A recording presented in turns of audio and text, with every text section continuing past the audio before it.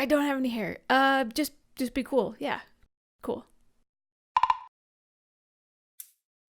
Hey friends, welcome back to the channel. As you may have seen on a previous video, I donated 19 inches of my hair to create a wig for a cancer patient. And just to reiterate how incredibly drastic that was, I have never ever changed my hairstyle in basically all of my life. I've always had the straight across bangs and the shoulder length-ish, longer-ish hair, and so this was an absolute crazy thing for me to do. And so I have noticed some really interesting things as I've been adjusting to the new hairstyle, which I love, by the way. And I just wanted to kind of maybe poke some fun at my quirks and some of the things that I never knew that I had unconsciously been doing with my hair. So we can go ahead and roll that. I suppose we should start at the beginning, just a week before the haircut. I spent hours in my photo editing software putting short haircuts on my head, just to be sure I could convince myself that everything was going to be okay. After the haircut, I started noticing a couple of things I used to do with my hair when I was nervous or felt awkward. Now that I don't have hair to tuck behind my ear, pull up with my hands, or brush off of my face, it makes things more awkward for me when I'm trying to self-soothe, only to find my hands grasping at nothing. Luckily, most people are nice and don't call it out. Another tough situation is the drinking fountain. I went over to take a drink, but couldn't figure out how to use the thing.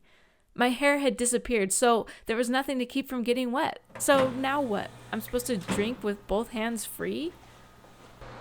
Showers are just as confusing. I still haven't quite figured out what amount of shampoo and conditioner I should dispense.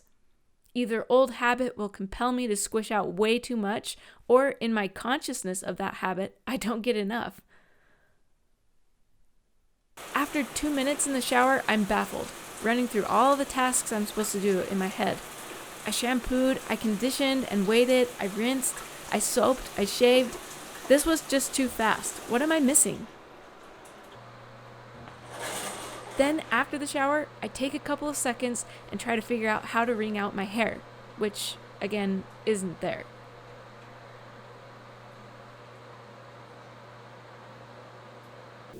A quick run through with gel and a comb and it looks amazing. Now what do I do with my extra hour? Is that it? Looks good to me.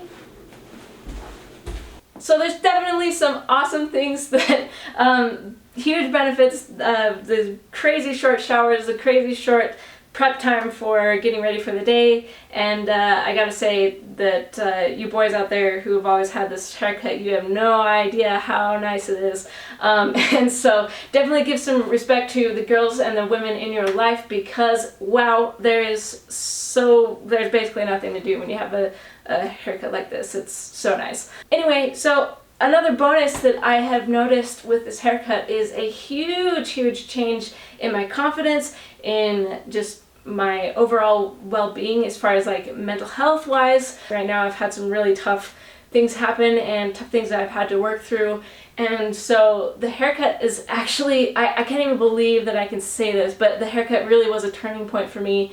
I've noticed ever since, like, leading up to that, I was just kind of like making slower progress, and I finally just decided I needed something to really jolt me out of this funk, out of this crazy rut that I had been digging myself into, and the haircut really did pull me out. It was just so refreshing for me, and it was so relieving to me. So I mean, I can't even believe that that would even happen with a haircut. It seems trivial, it seems superficial, but man, it makes a world of difference when you do something that you want to do for yourself, and you're taking care of yourself physically, emotionally, and even just, you know, superficially, I guess. I don't even really want to say that word anymore in regards to like your hairstyle, because man, I had no idea that I could actually appreciate what I look like. So the challenge for this video is to find something either in your daily routine or in whatever it is that you need for your self-care. Do something for you. Obviously be safe and smart about everything that you do, but you know, try to take some time and figure out something that you want to do for yourself, and don't think of it as selfish. Think of it as something that you're it's a gift that you're giving to yourself. So really it's kind of selfless in a way, even though you're on the receiving end. You're also giving it to yourself. So go find something and tell me how things go. Like if you try this out, like tell me what you did and what your experience is. So thank you so much for watching, and we'll see you on the next one.